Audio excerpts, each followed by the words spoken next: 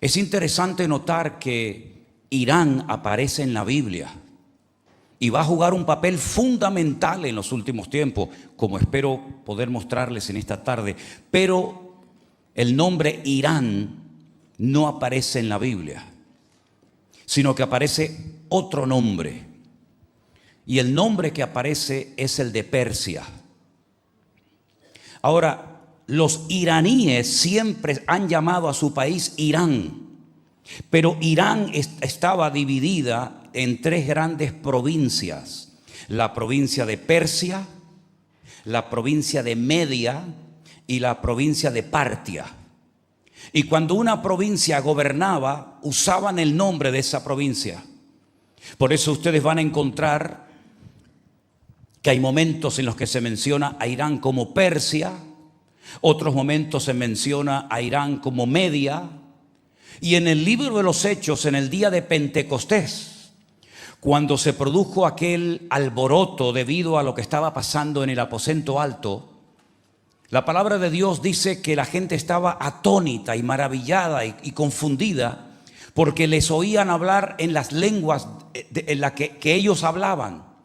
Y ahí hay una lista de muchas naciones que estaban allí representadas. Y el otro día yo comencé a darme cuenta de algo tremendamente interesante, porque Lucas, que es el autor de este libro, cuando él se da cuenta de la cantidad de personas que representan a naciones que se han acercado al aposento alto para ver qué es lo que allí está pasando, pues dice el texto: cada uno de nosotros les oímos hablar en nuestra propia lengua en la que hemos nacido. Y ahora dice partos, medos, elamitas, porque Elam o Elam era también otra provincia de lo que es hoy en día Irán. Es decir, que Irán estaba representada con sus tres provincias principales el día de la visitación del Espíritu Santo en el aposento alto, porque los partos, los medos y los elamitas serían iraníes. Dicen, y también había gente de Mesopotamia. Sabemos que Irak está entre el río Éufrates y Tigris, por eso se llama Mesopotamia, entre ríos. También estaban los iraquíes representados. Dice que también estaban personas de Capadocia.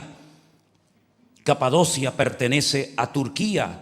También había gente de Frigia y de Panfilia, que también eran regiones que pertenecían a lo que hoy en día llamaríamos Turquía, Asia Menor, en la época de la Biblia. Dice que había gente de África y de Cirene. Hay un personaje muy famoso en la Biblia que dice que era de Cirene, ¿se acuerdan? Que tuvo que ver con Jesús. Pues Cirene en la Biblia es Libia. También dice la Biblia que había gente de la isla de Creta y habían árabes.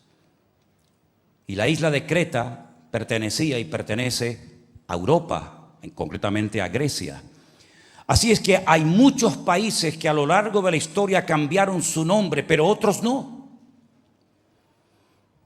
Y es interesante notar qué países menciona la Biblia que en los últimos tiempos producirán al mundo dolores de parto.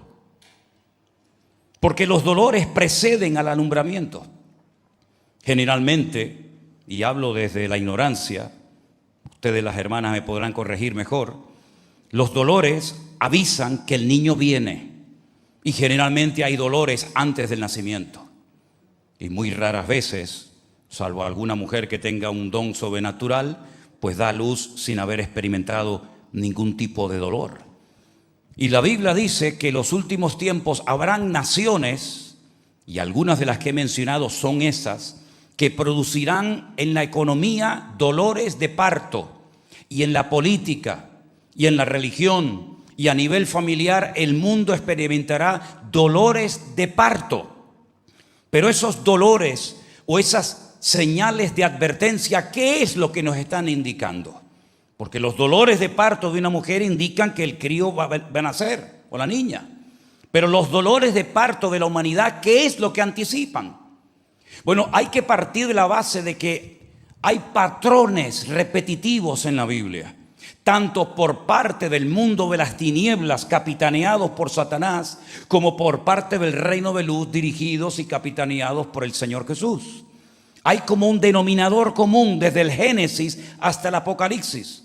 Por un lado vemos a Satanás siguiéndole los pasos a Dios, dando pasos en base a la información que recibe, tratando siempre de destruir, tratando siempre de impedir que los planes de Dios se cumplan. Y por otra parte, vemos ese hilo conductor que son las profecías que se van a ir cumpliendo poco a poco hasta el nacimiento, nada más y nada menos que del Señor Jesucristo o del Mesías, el Redentor de la humanidad. Y hay que conocer los patrones para darnos cuenta que generalmente antes de un gran acontecimiento siempre hay un gran dolor de parto. Fíjense, por ejemplo, en Egipto. En Egipto, antes de la liberación, que se va a recordar a partir del próximo martes, Israel va a volver a recordar la fiesta de Pesaj o de Pascua y la va a celebrar durante toda la semana que viene. Antes de la liberación de la esclavitud en Egipto, hubieron muchos dolores de parto. Muchas personas sufrieron y muchos murieron. Y el poder de Dios se manifestó de una forma tremenda, pero también paralelamente junto al poder de Dios se manifestó el poder de Satanás, imitando en algunos casos algunos milagros que Moisés y Aarón hacían. Y la Biblia nos enseña que cuando salieron por fin de la esclavitud en Egipto, Faraón no se contentó, sino que quiso volver a atraparlos y llevarlos nuevamente a Egipto para convertirlos otra vez en esclavos. Y vemos que no fue fácil ni la salida ni la llegada a la tierra prometida. Y vemos constantemente a Dios tratando de cumplir con su propósito eterno, que es de establecer el reino suyo en la tierra para que todas las naciones de la tierra vean su gloria y su poder. Y por otra parte vemos a Satanás y a sus demonios y a sus instrumentos, que los tiene y muchos, tratando de impedir a toda costa que el reino de Dios se establezca. Así es que cuando vamos al libro de Daniel, encontramos diferentes escenas, pero de una misma obra. Escenas que se producen por medio de sueños y de visiones. Y a través de esos sueños y visiones, que no siempre las tuvieron el profeta Daniel, sino que en algún caso también, por ejemplo, el rey Nabucodonosor, podemos ver lo que hay detrás del telón. Podemos ver que detrás de los actores, de los reyes, de los profetas, de los sátrapas, de los castigos, del foso de los leones, del horno de fuego, etcétera, etcétera, vemos que detrás hay actores espirituales, hay poderes espirituales, y en algunos casos hasta la Biblia menciona el nombre de alguno de esos poderes espirituales. Es interesante notar que cuando el apóstol Pablo, por ejemplo, le escribe la carta a los hermanos de la iglesia de Éfeso, en el último capítulo, en el 6, sabemos que él describe la armadura del creyente. Pero él dice que la armadura del creyente hay que tenerla bien puesta, bien colocada, y saber para qué sirve cada una de esas piezas o elementos para que podamos resistir en el día malo y, habiendo acabado todo, estar firmes. Es interesante notar que Saúl quiso ponerle su armadura a David y David no pudo caminar con ella, porque era la armadura de otro hombre, diseñada para otro hombre y no para él. Pero la armadura que se describe en Efesios capítulo 6 nos cabe y nos queda bien a todos, porque es la armadura espiritual con la cual Dios nos ha dotado y capacitado para poder vivir una vida cristiana poderosa, efectiva e impactante en el mundo de las tinieblas. Y en ese capítulo 6, donde se describe cada uno de los elementos de la armadura del creyente, Pablo habla de una jerarquía en el mundo espiritual. Ya sabemos por otros libros de la Biblia que hay ángeles y serafines y querubines y arcángeles y todo eso. Pero lo que no sabíamos hasta llegar a la carta de Pablo a los Efesios es cómo Satanás tiene organizado su ejército, cómo Satanás tiene sus generales. Y Pablo dice que hay principados, que viene de príncipes, hay potestades, hay gobernadores de las tinieblas, huestes espirituales de maldad en las regiones celestes. Fijaros digamos, la descripción que Pablo hace del mundo espiritual. No todos los demonios tienen el mismo poder y la misma autoridad, sino que hay príncipes, hay gobernadores, hay demonios, y hay que saber cómo actúan y cómo se mueven cada una de estas fuerzas malignas, y más en los tiempos en los cuales estamos viviendo nosotros, para saber qué debemos de hacer y qué no debemos de hacer. Daniel es uno de los personajes del Antiguo Testamento que mejor describió y conoció y experimentó en carne propia el mundo espiritual. Irán o Persia o Elam o Media, como prefieran, existe en este momento como uno de los países más grandes y más poblados de Oriente Medio. Tiene más de 90 millones de habitantes. Repito, no son árabes. Lo único que tienen en común con los árabes es que el 98% de la población iraní practican el Islam, pero el Islam chiita, no el Islam sunita, como por ejemplo Arabia Saudita y otros países, ¿verdad? Hablan el farsí, aunque cuando leen el Corán tienen que leerlo en árabe. Su capital es Teherán, tiene más de 14 millones de habitantes y es una de las potencias más grandes del mundo en cuanto a reservas de gas y de petróleo se refiere, después de Arabia Saudita y de Emiratos Árabes. Es interesante notar porque en el libro de Daniel dice que sobre ese país gobierna un príncipe o un principado que impidió durante un tiempo a Daniel recibir respuestas a sus oraciones.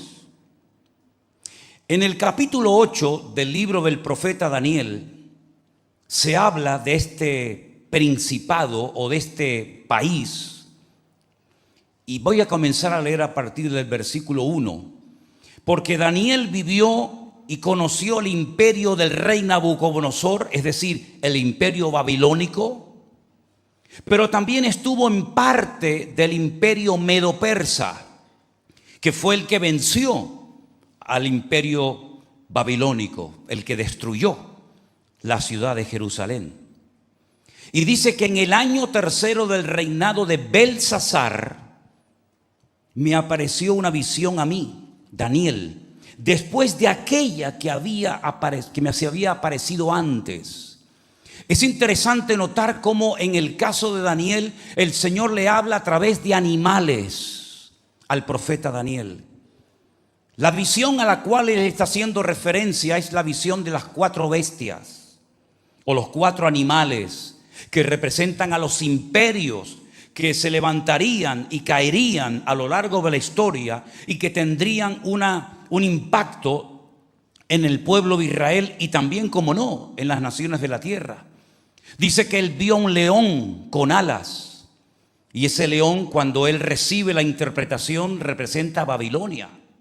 Todavía por ahí, por alguna parte se ven leones con alas, sobre todo en templos masónicos. Dice que después vio a un oso que estaba alzado y apoyado sobre una pata más que de la otra, porque representa como a dos partes del mismo país, los medos persas, que era el mismo país de Irán. Luego dice que ve a un leopardo con 4 cabezas y habla acerca de el imperio de los griegos, que finalmente se dividió en 4, dice la Biblia, aunque nunca tuvieron estos 4 generales la fuerza del primero, que fue Alejandro Magno. Y finalmente dice que vio una bestia indescriptible, terrible, que la llama la bestia, con una cabeza y 10 cuernos.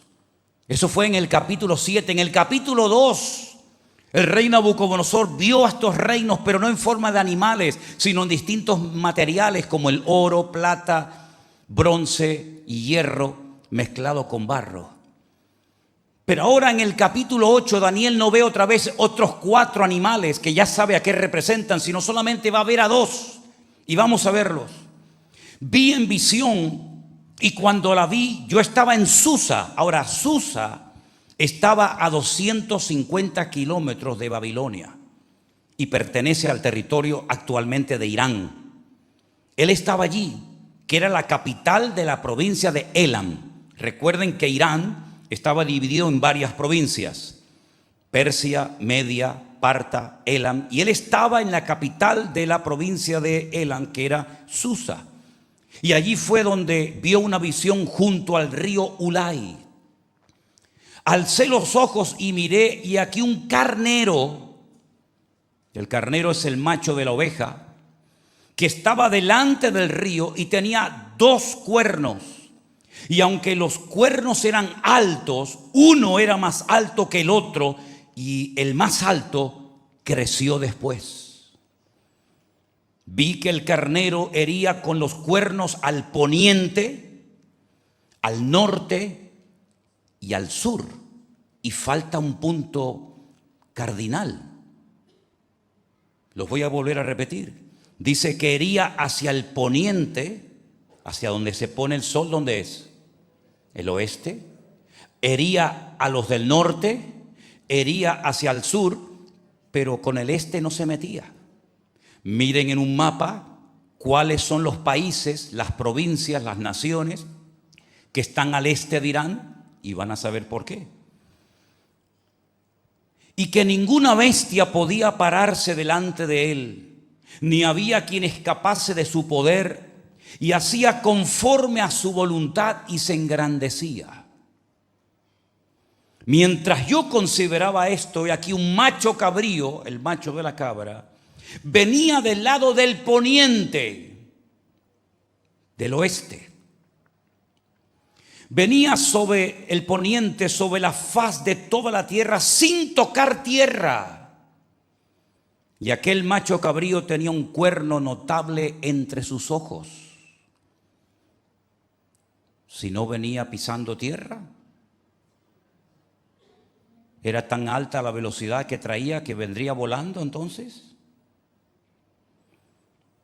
Y vino hasta el carnero de 2 cuernos que yo había visto en la ribera del río, y corrió contra él con la furia de su fuerza.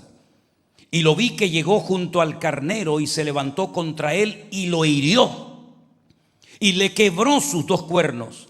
Y el carnero no tenía fuerzas para pararse delante de él. Lo derribó por tanto en tierra y lo pisoteó, y no hubo quien librase al carnero de su poder. Y el macho cabrío se engrandeció sobremanera, pero estando en su mayor fuerza, aquel gran cuerno fue quebrado, y en su lugar salieron 4 cuernos notables hacia los 4 vientos del cielo. Y de uno de ellos salió un cuerno pequeño, que creció mucho al sur, al oriente y hacia la tierra gloriosa. ¿Cuál es la tierra gloriosa en la Biblia? La tierra de Israel. Se engrandeció hasta el ejército del cielo. El ejército del cielo son los ángeles, el ejército de Dios. Y parte del ejército de las estrellas echó por tierra y las pisoteó. Aún se engrandeció contra el príncipe de los ejércitos. En el libro de Daniel se menciona al príncipe de los ejércitos y al príncipe de los príncipes. Son 2 personajes diferentes.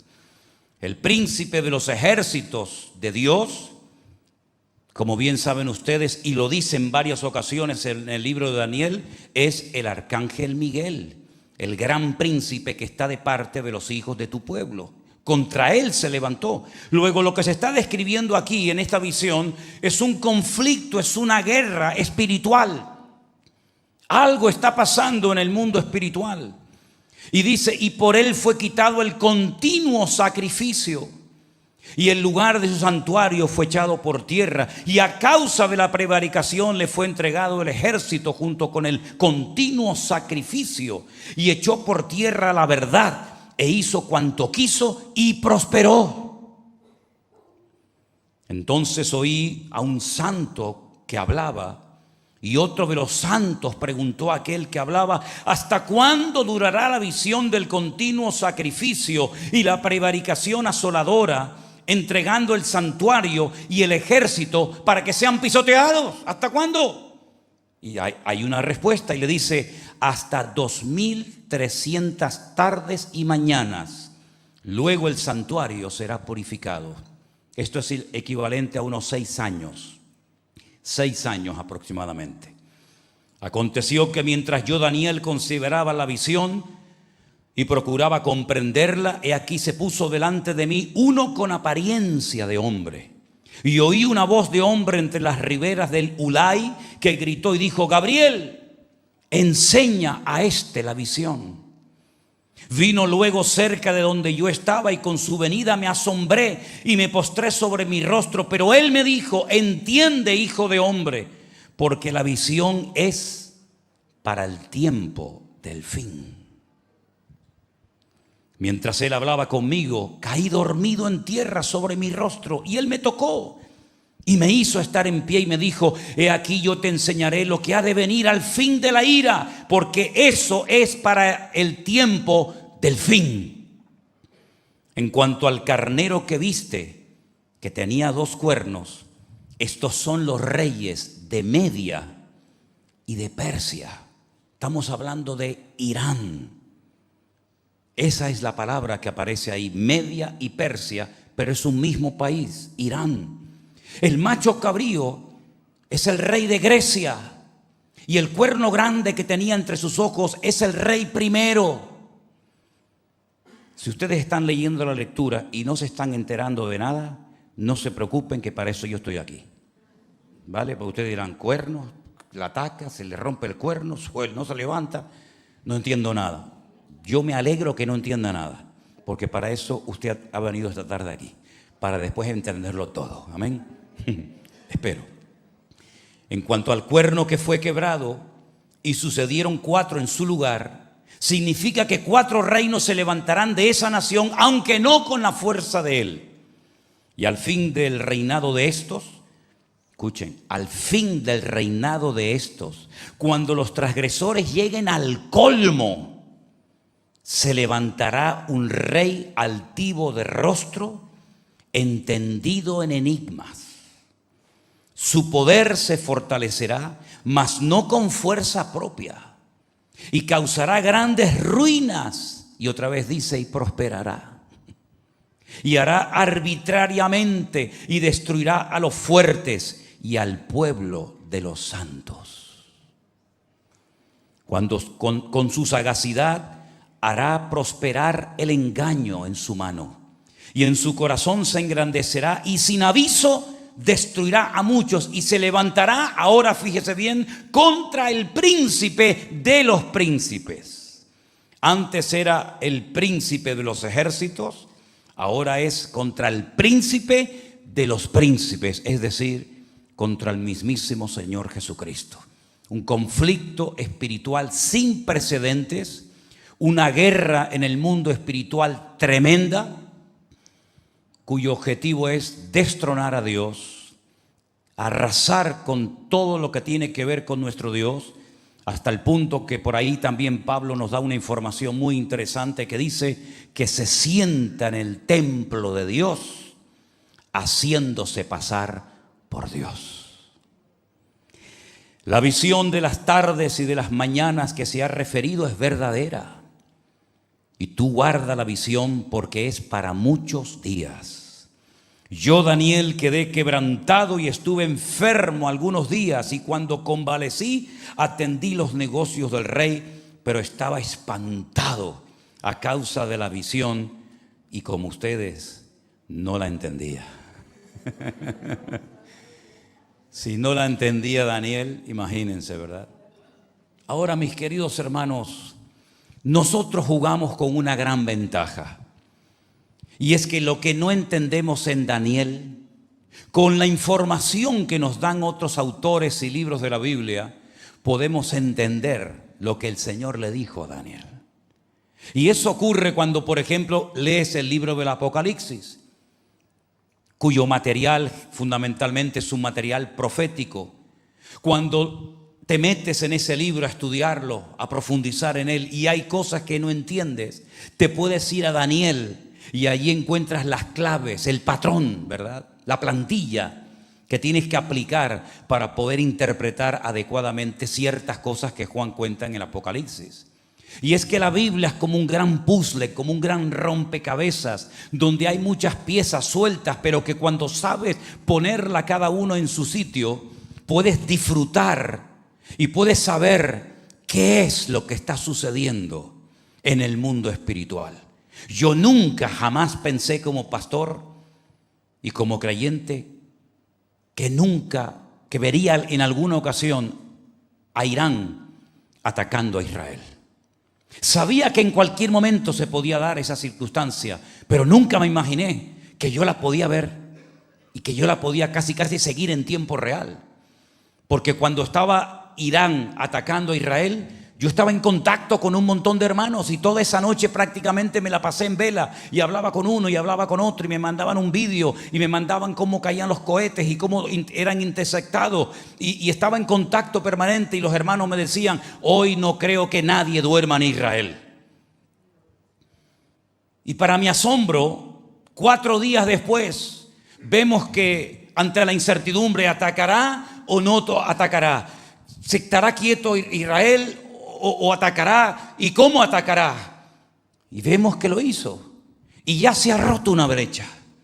Ya se han perdido el respeto, ya se han perdido el miedo, el temor el uno al otro. Aunque les digo que tanto por una parte como por otra no han utilizado ni el 0,1% de toda la capacidad militar que ambas naciones tienen. Sabemos que la capacidad militar de Israel es algo impresionante. Sabemos que es el único país de Oriente Medio con cabezas nucleares. Creo que rondan los 80 o 90 cabezas nucleares y simplemente con una pueden arrasar un país entero de punta a punta. ¿Para qué quieren 80? Bueno, pues a lo mejor tienen planes también de ir un poquito más allá. Pero lo que quiero decir con todo esto, mis queridos hermanos, es que cuando entramos en esta visión, algunos pueden pensar, y seguramente algunos lo está diciendo, pero esto es algo que ya como que se cumplió en la historia. Aquí vemos cómo se levanta un imperio que vence, que derrota a los medos persas, y ese imperio fue el imperio de Alejandro Magno, de aquel joven griego que a los 24 años comenzó a conquistar el mundo y no había cumplido 30 y un día se lo encuentran llorando porque ya no tenía más mundo que conquistar. Y sabemos que aquel cuerno que crecía y crecía y crecía y tenía un poder tremendo que hizo tambalear y arruinó y tumbó y humilló y pisoteó a los medos persas, sabemos que fueron los griegos. Y algunos podrán decir, pero todo el capítulo 8 del libro de Daniel es algo que forma parte de la historia del pasado y no tiene ninguna repercusión en el futuro. Se equivocan. Porque en este capítulo 8 no se habla de Babilonia, que se habla en el 7, no se habla de Roma, que también se habla en el 7, sino se habla fundamentalmente de 2 países, uno de Europa y uno de Oriente Medio. Y es que Europa y Oriente Medio van a jugar un papel fundamental en los últimos tiempos.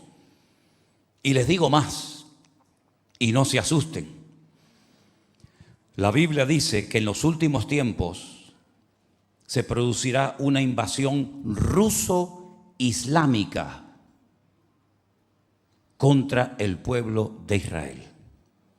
Y después, si quieren, les digo qué naciones van a intervenir y por dónde van a atacar y cuánto va a durar la guerra y cómo va a morir el que representa o el que dirige esta gran batalla y dónde se va a llevar a cabo y cuánto tiempo estarán enterrando muertos, etcétera, etcétera. ¿Cómo es posible, dirán algunos, que aquellos profetas de antaño, que no tenían televisión, que no tenían acceso a los medios de comunicación, a las redes sociales como nosotros, cómo es posible que ellos tuvieran tanta información? Y es que el Espíritu Santo de Dios les permitió, corrió el velo y les permitió que escribieran, inspirados, dirigidos por el Espíritu Santo, las cosas que van a suceder pronto en nuestros días, en nuestro tiempo. Porque ni siquiera Ezequiel, ni Malaquías, ni Zacarías, ni Sofonía, ni siquiera el mismísimo Daniel fueron capaces de entender la repercusión que tendrían aquellas visiones y aquellos sueños que tuvieron, que dice la Biblia que hasta los ponían enfermos físicamente porque no entendían nada de lo que el Señor les acababa de revelar. Es interesante que la noche que Irán atacó a Israel, 4 naciones, hemos visto que cuando se moría o se muriera el líder de Grecia, que fue Alejandro Magno, su reino se dividió en 4. Ptolomeo, Seleuco, Casandro y Lisimaco. Esos 4 generales se disputaron y se repartieron el mundo que había conquistado Alejandro Magno, aquel joven macedonio. Y sabemos que uno de esos generales, ¿verdad?, los famosos seleucidas, le tocó como porción, como herencia, la tierra gloriosa, la tierra de Israel. Y sabemos que uno de los que se levantó, que fue un perverso, fue algo terrible, llamado Antíoco Epifanes, fue capaz de interrumpir el ciclo constante de sacrificios que había en el templo de Jerusalén en aquel tiempo. Porque si os dais cuenta, cada enemigo actúa de una forma diferente. Por ejemplo, los babilónicos destruyeron el templo, pero los medos persas permitieron su reconstrucción, pero también lo que hicieron fue que lo profanaron. Y es interesante notar cómo a veces el diablo actúa de una manera y otras veces actúa de otra. Como también el Señor a veces actúa de una manera y a veces de otra forma completamente diferente.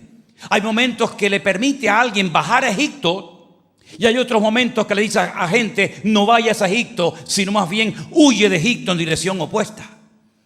Y Satanás muchas veces, como una especie de camaleón que cambia, que se adapta a las circunstancias.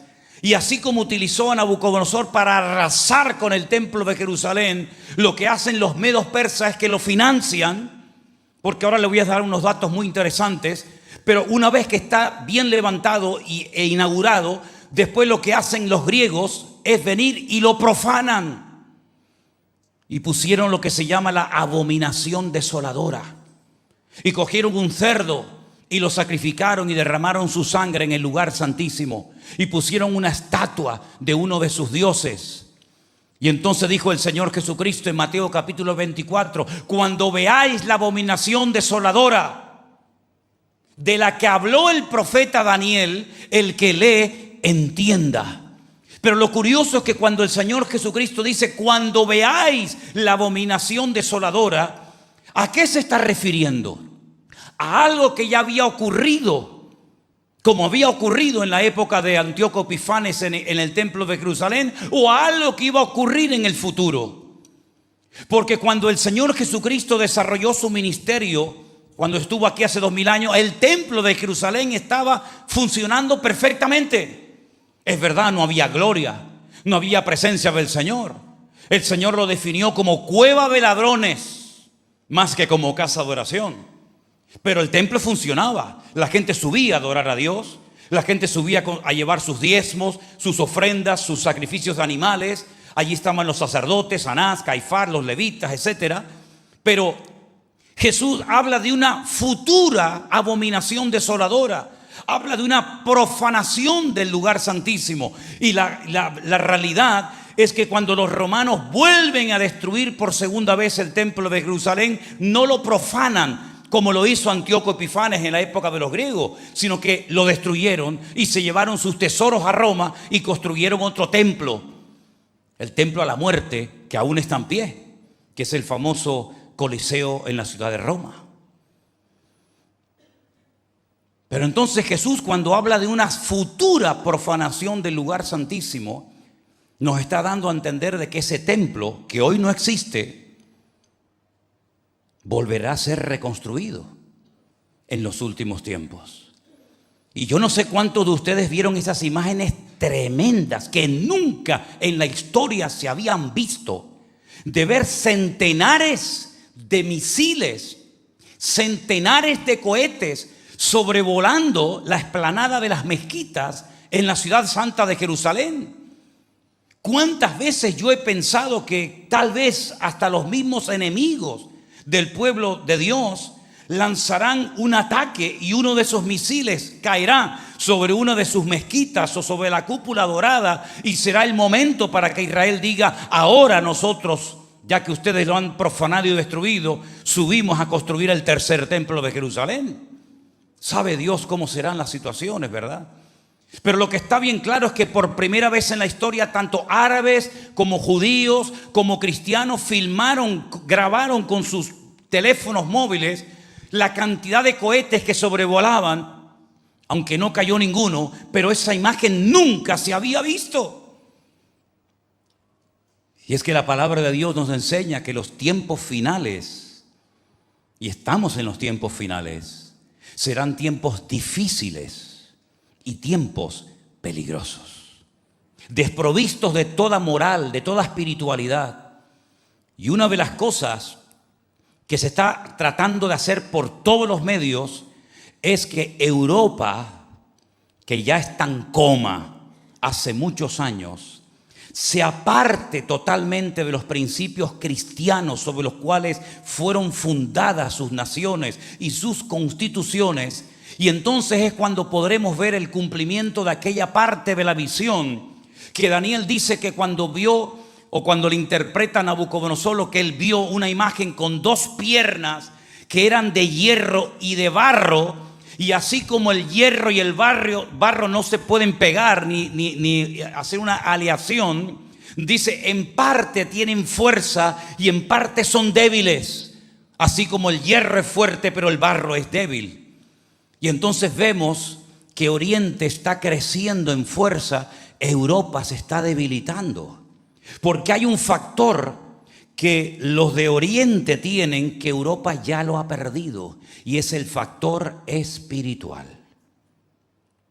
¿Qué es lo que une árabes, etíopes, marroquíes, libaneses, cubaitíes, iraníes, iraquíes? ¿Qué es lo que les une? ¿El idioma? En muchos casos no. Lo que les une es una religión en común que les da una fuerza para hacer sí o sí 5 oraciones cada día de su vida y ser capaces de ayunar 40 días sin tomar nada, ni siquiera agua, sino solamente algo de comida durante la noche. Eso en Europa ya no existe. Ha desaparecido completamente. Muchas de las iglesias que antaño eran iglesias poderosas, hoy en día son discotecas o son simplemente mezquitas musulmanas. El factor de cohesión, el factor de unión de lo espiritual, que le da una fuerza tremenda al ser humano, creyendo que su religión, que sus principios espirituales son superiores a los de su enemigo, en Europa ha desaparecido. Entonces tenemos que recurrir a los cohetes, tenemos que recurrir al dinero, tenemos que recurrir a otros argumentos, pero el factor espiritual que le da fuerza a las naciones, Europa ya no lo tiene y lo ha perdido. Por eso, mis queridos hermanos, lo que tenemos que hacer nosotros es no dejarnos arrastrar por la corriente de este mundo, porque sabemos que lo que nos da estabilidad y fuerza y capacidad para poder seguir avanzando y creciendo en el nombre del Señor es nuestra comunión y nuestra relación con el Señor. No es lo que tenemos, es lo que somos en Cristo. Dice: estos tienen caballos, estos tienen ejército, pero no es con nada de eso, sino con mi Santo Espíritu, dice el Señor. Y por eso cuando Daniel oraba, sacudía el avispero, movía al mundo espiritual, y por eso hay momentos en que los demonios o los príncipes, como lo veremos ahora, tenían que intervenir para que Daniel no recibiera la información que él recibía y que yo les estoy compartiendo a ustedes en esta noche. Por ejemplo, fíjense lo que dice en Daniel capítulo 10, versículos del 12 en adelante. Daniel capítulo 10, versículo del 12 en adelante.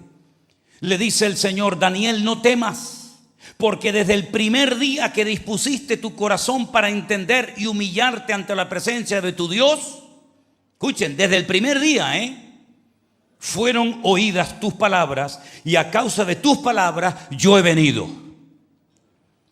Mas el príncipe del reino de Persia o de Irán, el príncipe, el demonio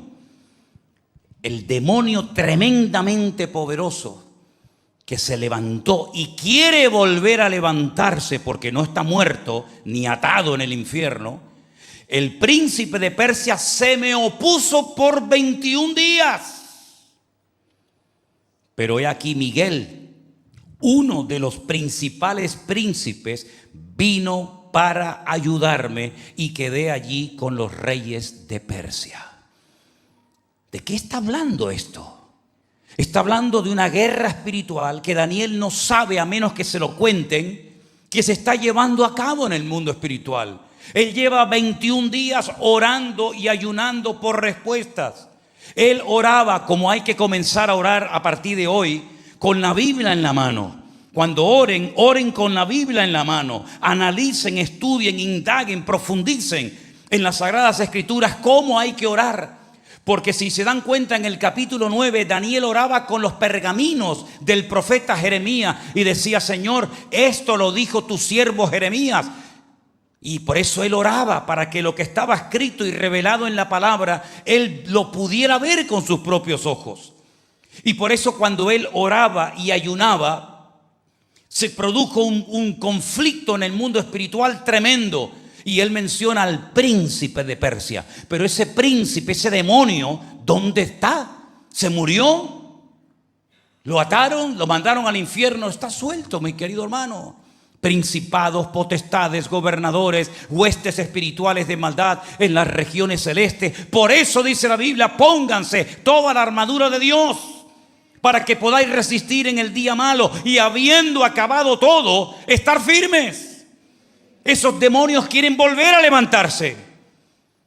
Usan religiones, usan políticos, usan armamento, usan televisiones, usan periodistas, usan lo que les haga falta. Porque Satanás es un ser sin respeto a nada ni a nadie. Lo mismo le da ir contra un joven que contra un niño, que contra un país, que contra una familia. No respeta edades, no respeta religiones. Él quiere conseguir sus objetivos y tiene sus secuaces repartidos por el mundo, y en aquella parte del mundo muchos, por cierto. Y por eso dice que Miguel, que también se mueve en el mundo espiritual, que ha protegido y seguirá protegiendo hasta que Dios lo permita al pueblo de Israel de una forma sobrenatural. Porque uno dice: ¿cómo es posible que con todo lo que esta gente lanzó no cayó nada? No murió nadie, no se rompió nada. Porque aunque un ejército acampe contra ti, no temerá mi corazón, porque el Señor es mi luz y mi salvación. Por eso, porque hay una protección sobrenatural, hasta que Dios diga basta. Y por un tiempo se echa a un lado, como también vamos a ver en esta tarde. Y le dice: he venido para hacerte saber lo que ha de venir a tu pueblo en los postreros días, porque la visión es para esos días, para los postreros días. Mientras me decía estas palabras, estaba yo con los ojos puestos en tierra, enmudecido. Pero he aquí, uno con semejanza de hijo de hombre tocó mis labios. Entonces abrí mi boca y hablé, y dije al que estaba delante de mí: Señor mío, con la visión me han sobrevenido dolores y no me queda fuerza. Tremendo, ¿no? ¿Cómo pues podrá el siervo de mi Señor hablar con mi Señor? Porque al instante me faltó la fuerza y no me quedó aliento. Aquel que tenía semejanza de hombre me tocó otra vez y me fortaleció. Y me dijo: muy amado. Qué bonita expresión, ¿verdad? Muy amado, no temas. La paz sea contigo. Esfuérzate y aliéntate. Mientras él me hablaba, recobré las fuerzas y dije: habla, mi Señor, porque me has fortalecido. Y él me dijo: ¿sabes por qué he venido a ti? Pues ahora tengo que volver a pelear contra el príncipe de Persia. Y al terminar con él, contra el príncipe de Grecia vendrá. Pero yo te declararé lo que está escrito en el libro de la verdad, y ninguno me ayuda contra esto sino Miguel, vuestro príncipe. Y le sigue diciendo, y te voy a mostrar la verdad. Qué bendición tan grande tenemos nosotros de saber la verdad. Verdad que aún no ha sido publicada en los periódicos. Porque saben ustedes, no solamente Daniel estaba en Babilonia, y fue un profeta y un siervo de Dios extraordinario, con una sensibilidad espiritual fuera de lo común, sino que también estaba allí en Babilonia otro cautivo llamado Ezequiel. Y Ezequiel también fue un gran profeta, un gran siervo de Dios, que por cierto tenemos un libro en la Biblia con su nombre.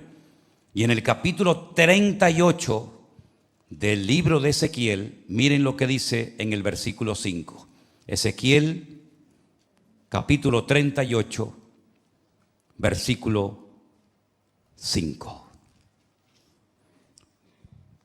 Si quieren arrancamos desde el 1. Vino a mí palabra de Dios diciendo: Hijo de hombre, pon tu rostro contra Got, en la tierra de Magot, príncipe soberano de Mesec y Tubal, y profetiza contra él. Ahora es interesante que ustedes lean cómo se llamaban los hijos de los descendientes de Noé. Noé tuvo 3 hijos, Sem, Cam y Jafet, ¿se acuerdan? Por la línea de Jafet van a encontrar muchos de estos pueblos o naciones.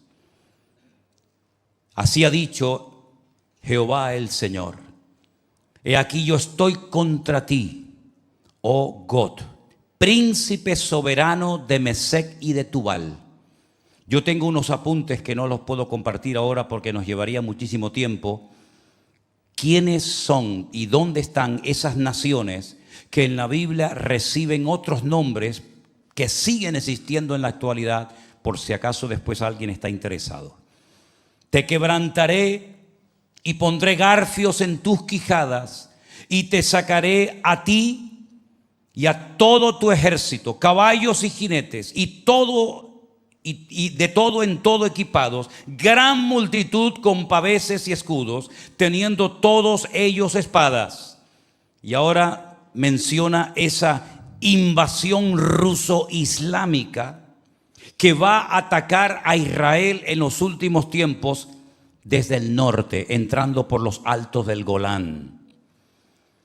Si lo veremos nosotros o no, sinceramente no sé qué decirte, porque nunca pensé ver a Irán atacando a Israel, mucho menos a Israel atacando a Irán. Así es que no sé qué decirte. Capaz que hoy te estoy diciendo que no lo sé, y a lo mejor el próximo domingo te tengo que decir, pues mira, ya ha pasado esto. Así que como esto va cambiando de minuto en minuto, estemos atentos.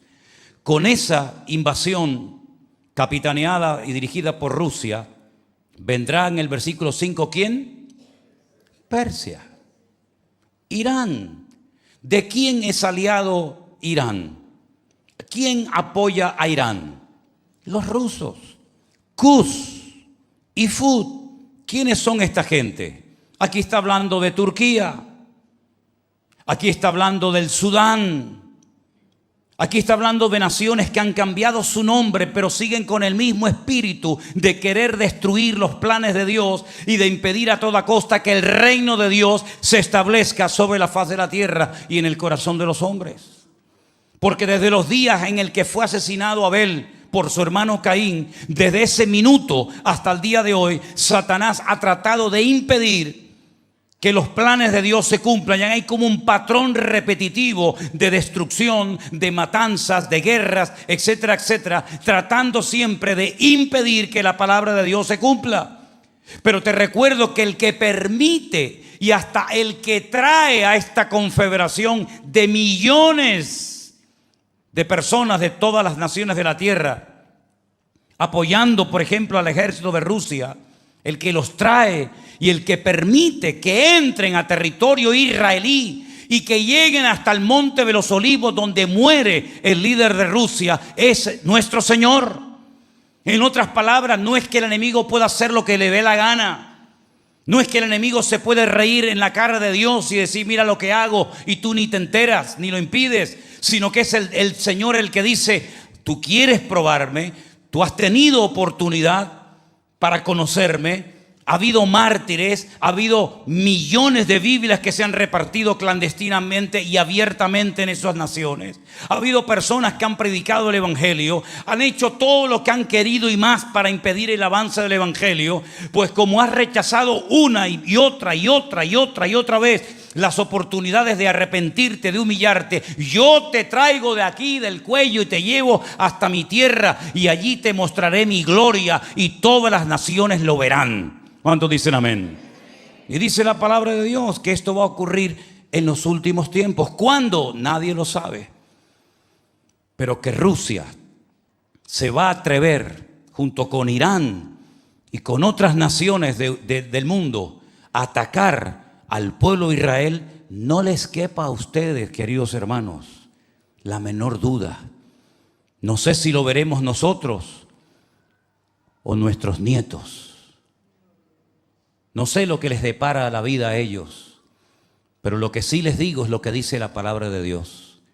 Y dice la Biblia que la maldad llegará a un nivel de tal magnitud que Dios tendrá que intervenir personalmente.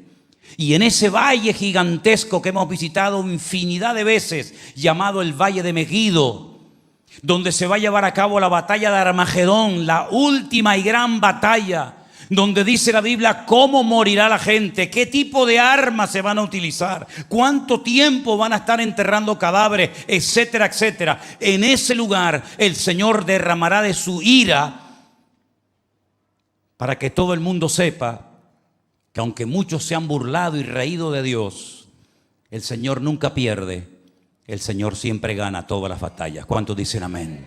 Esa nación de Irán o de Persia, si lo prefieren, ha sido tan usada a lo largo de la historia para lo bueno y para lo malo. Tengo aquí una pequeña lista, después si quieren anotarla. ¿Les suena a ustedes Ciro el Grande? Ciro el Persa. La Biblia dice en Isaías capítulo 45, años antes de su nacimiento, que nacería un rey persa que le pondrían sus padres el nombre Ciro, que sería el que le permitiría a los cautivos de Judá volver a Jerusalén 70 años después del cautiverio. ¿Cómo podía saber Isaías que un hombre nacería, que se llamaría Ciro y que sería el instrumento, la llave que Dios iba a utilizar para decirle a los judíos, los que quieran volver, vuelvan a Jerusalén y restauren la ciudad? Muchos volvieron, otros no. Y muchos volvieron en la época de Zorobabel, ¿se acuerdan? En la época de Nehemías, en la época de Esdras, y reconstruyeron la ciudad. Y Ciro, que era persa, que era iraní, así como Abraham era de Irak, ¿verdad? Pues fue el instrumento que Dios utilizó para que su pueblo volviera. ¿Quién no ha oído hablar de Darío? El rey Darío, el persa, mencionado también en Daniel capítulo 6, a partir del verso 25 en adelante. Otro rey persa mencionado. ¿Quién no ha oído hablar de Artajerjes, que era el nieto de Darío, que fue el que le dijo a su ejército, devuélvanle todos los tesoros que se les robó a los judíos para que vuelvan a Jerusalén a reconstruir el templo y a reconstruir las murallas y la ciudad santa de Jerusalén? ¿Quién no ha oído hablar de un rey llamado Asuero, que se casó nada más y nada menos que con la reina Esther? Así que tenemos a Darío, a Ciro, a Artajerjes, a Asuero, reyes que fueron tremendamente utilizados por el Señor para que los planes de Dios se cumplieran. Pero así como hombres paganos, hombres no pertenecientes al pueblo de Israel, fueron utilizados para bendecir en un momento puntual de la historia al pueblo de Israel, también otros fueron utilizados por el diablo para tratar de impedir el avance y el crecimiento y el cumplimiento profético de la palabra de Dios. Y en los últimos tiempos vamos a ver estas dos cosas tan interesantes. Por un lado, personas sensibles, abiertas al Espíritu de Dios, a las enseñanzas de las Sagradas Escrituras. Pero por otro lado vamos a ver un periodo de tinieblas, de frialdad, terrible como nunca antes en la historia de la humanidad. Y la pregunta es, si sabemos que las cosas se van a poner de mal en peor y que la economía y todo va a ser sacudido de una forma tremenda, ¿cuál es la recomendación que nos da la palabra a nosotros como creyentes? Velad y orad para que estas cosas no sorprendan como ladrón en la noche. Cuando me asomo a una ventana o paseo por las calles o voy a una cafetería o a un centro comercial y veo a la gente caminar y hablar y pasear, y uno jugando a la pelota, y los niños jugando en los columpios, y el otro que se va a la playa, y el otro que está en parapente, y el otro que va a hacer submarinismo, y el otro que se va a la India a buscar no sé qué, y el otro que está en la esquina pidiendo para... Yo digo, Señor, estamos viviendo en una etapa exactamente igual que en los días previos al diluvio, donde dice el Señor, y no entendieron hasta el día que vino el diluvio y se los llevó a todos. El día, minutos, horas antes del diluvio, estaban comiendo como si nada, y casándose, y haciendo negocios, y haciendo planes. Y dentro de 10 minutos vendría la catástrofe más grande en toda la historia de la humanidad, y morirían millones y millones de seres humanos. Y la gente no se había percatado, aunque durante mucho tiempo hubo un predicador, un profeta, porque eso es lo que es un verdadero profeta, uno que anuncia la palabra, no uno que endulza los oídos de la gente para que le den diezmos y ofrendas y vivir a costa del pueblo, sino un verdadero profeta es aquel que anuncia, que condena el pecado y que advierte al pueblo. Y eso fue lo que hizo Noé durante muchos años. Arrepiéntanse, viene un diluvio, la ira de Dios es realidad, y dice que se burlaban de él y no le hacían caso hasta el día que vino el diluvio. Y la Biblia profetiza que vendrá otro diluvio, pero no de agua, sino de fuego y azufre. Y los elementos serán derretidos y fundidos. Y tantas obras de arte y catedrales e iglesias y sinagogas y mezquitas y locales y autos de lujo y cosas tremendas, todas van a ser destruidas de un momento a otro y de un plumazo, por la ira y por la intervención de Dios. Y todo lo que está ocurriendo son los dolores de parto, las señales que nos advierten de que vamos cada vez encerrándonos y encerrándonos más, y el mundo se ha convertido en un lugar muy peligroso, tremendamente peligroso. Y lo peor es que no hay otro sitio, no hay otro mundo al que podemos irnos y escapar, sino que este es el único mundo, la única casa donde vivimos todos. Así que, mis queridos hermanos, no sé por qué el Señor ha permitido que viviéramos en esta época de la historia, pero estoy seguro que a Daniel le hubiera gustado estar aquí en este momento. Y estoy seguro que a Ezequiel y a Pablo y a Zacarías, y no les he hablado de lo que le va a pasar a la ciudad de Jerusalén, porque toda persona orgullosa, da igual la religión a la que pertenezca, da igual la nacionalidad que tenga, toda persona que se agarra a algo o a alguien en vez de a Dios el Creador, va a ser humillado. Lean esta noche, si les interesa el tema, Zacarías capítulo 14. Lo que le va a pasar a Israel cuando esta confederación de naciones capitaneadas por Rusia y apoyadas por docenas de naciones árabes ataquen a Israel y lleguen hasta el Monte de los Olivos en Jerusalén. Lean lo que ahí dice Zacarías capítulo 14 y se van a quedar sorprendidos. Porque si se quedaron sorprendidos por lo que pasó el día 7 de octubre, que fue tremendo, el 7 de octubre fue un pequeño botón de muestra de lo que va a pasar en Jerusalén. Se habla de 150, de 200, no llega a 300 los secuestrados que fueron llevados con los amigos de enfrente. Pero Zacarías capítulo 14 nos habla de miles de mujeres, de casas destruidas, de hogares quemados. Y llegará un momento en el que se vean con la soga al cuello y ni sus cohetes, ni sus misiles, ni sus cabezas nucleares les servirán absolutamente para nada, porque un hombre, Dios le permitió saber cuántos soldados atacarán a Israel en los últimos tiempos, y la cifra fue tremenda, y dice, y yo la oí, y la cifra era 200 millones de soldados. Jamás en la historia ha habido una batalla con tanta gente peleando. 200 millones de soldados. La última y gran batalla.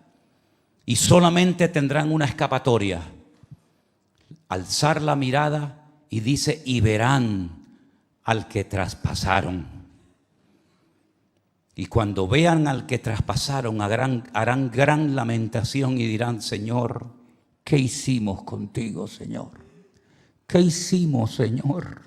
Te matamos, te crucificamos, y a ti que te dijimos, quédate en la cruz, que no te queremos, que tu sangre caiga sobre nuestras cabezas y sobre nuestros hijos, y a ti que te escupimos, y a ti que te rechazamos, ahora vienes a ayudarnos.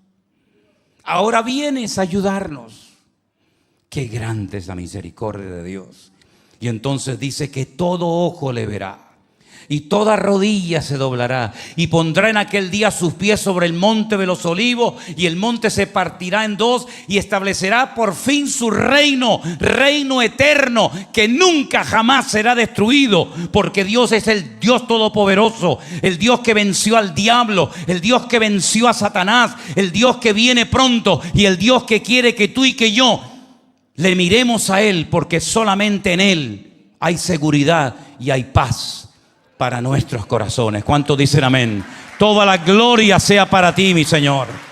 Toda la gloria sea para Él. Aleluya.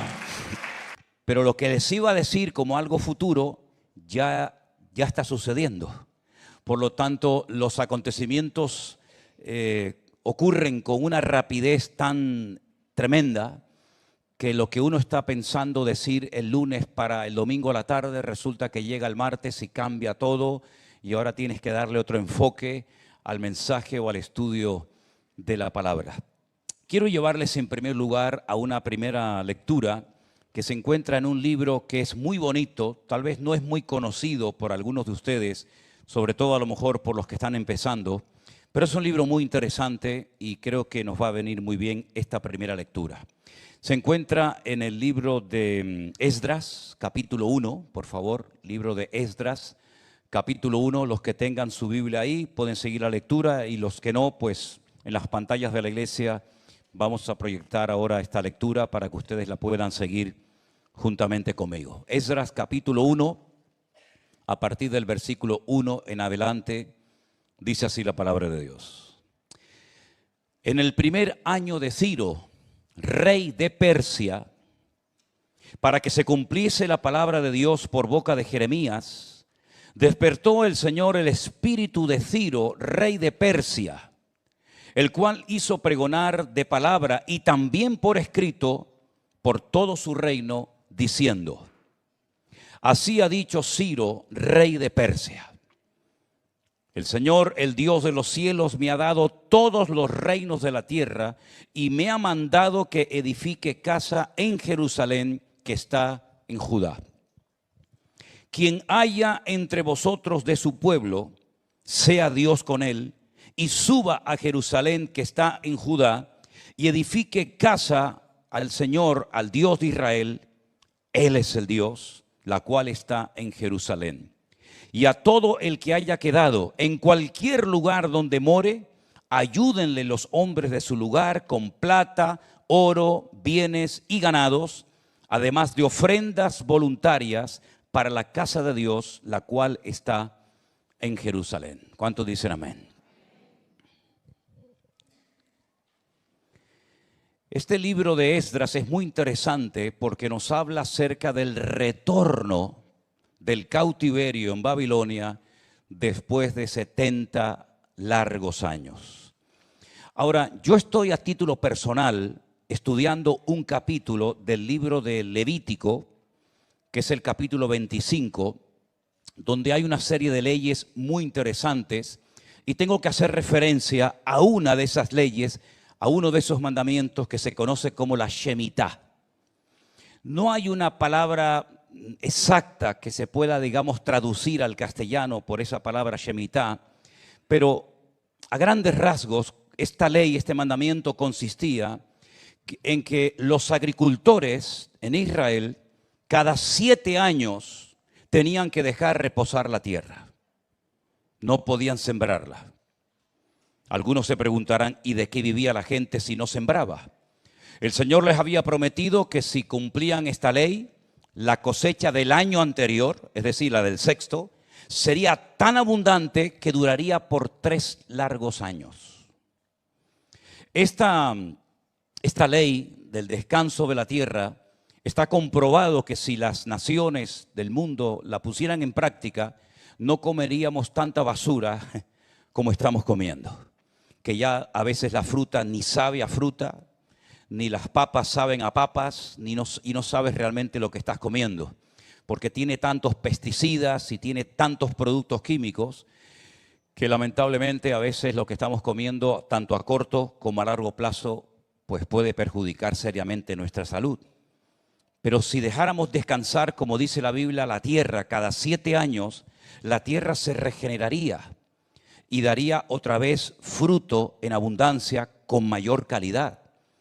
Des en cuenta que el sabor de las frutas, de las hortalizas, de las verduras que comemos nosotros hoy en día no tiene absolutamente nada que ver con la vitalidad que daban en los tiempos de la Biblia.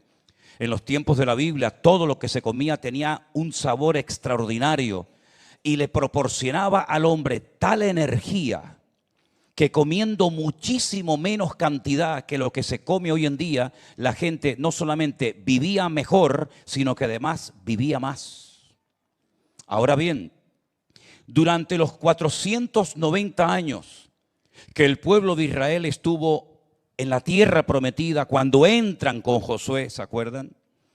Nunca cumplieron esta ley del reposo de la tierra, del Shabbat Shabbatón. Es decir, hay un día de reposo a la semana que es el día sábado y tenía que haber cada 7 años un reposo para la tierra. Y eso iba a beneficiar mucho a la agricultura.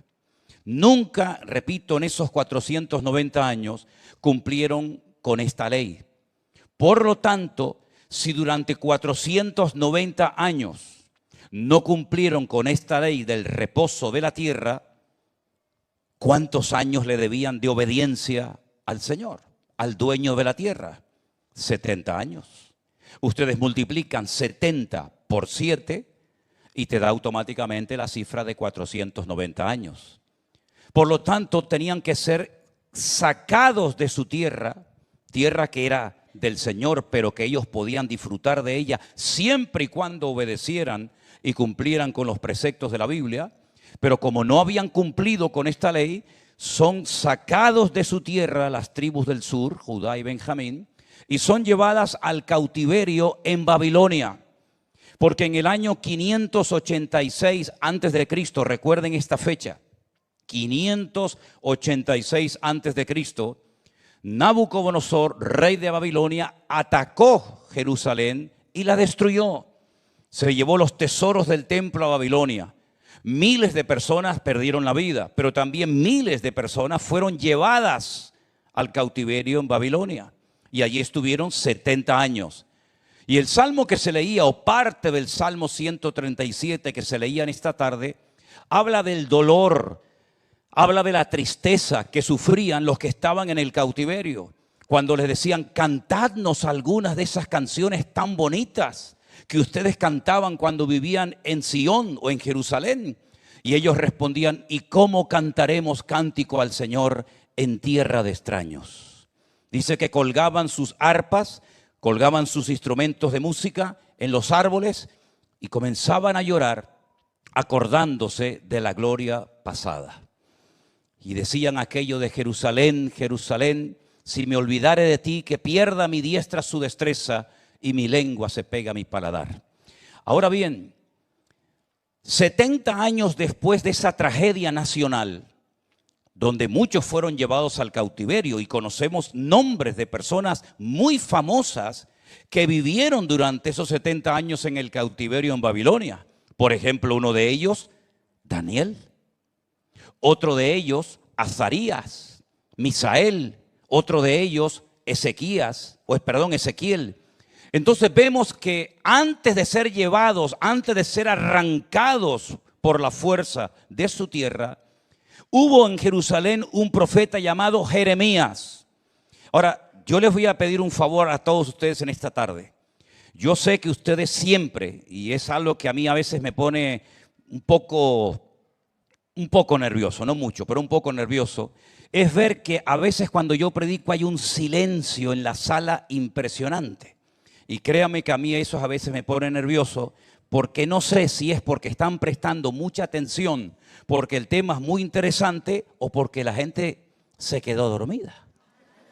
Entonces, hacedme el favor de prestar mucha atención, pero de vez en cuando, por ahí el que quiera, puede decir algún amén. Porque yo a veces con este montón de luces que tengo delante de mí, apenas veo los que están allá atrás, entonces digo, oye, ¿me habré quedado solo como en los días de la pandemia? Que prediqué a las sillas o todavía estarán por ahí. Gracias que hoy están en las primeras filas algunas hermanas y hermanos para tener esa tranquilidad de que no me he quedado solo, ¿no? Ahora bien, Jeremías había dicho que cuando pasaran los 70 años del reposo de la tierra, el Señor los volvería a traer. Ahora, ¿cómo van a salir de Babilonia si Nabucodonosor los ha castigado, les ha roto las murallas, les ha destruido el templo, ha profanado el lugar santísimo, se ha llevado los tesoros a Babilonia? ¿Cómo ahora van a pensar ustedes que el mismo rey que ha hecho ese destrozo en el país les va a dar permiso para volver a su tierra? Es algo impensable, es una locura. Sin embargo, escuchen este dato, porque algunos de ustedes están hablando últimamente con mucha gente inconversa, o digamos con gente interesada en la Biblia o en el Señor.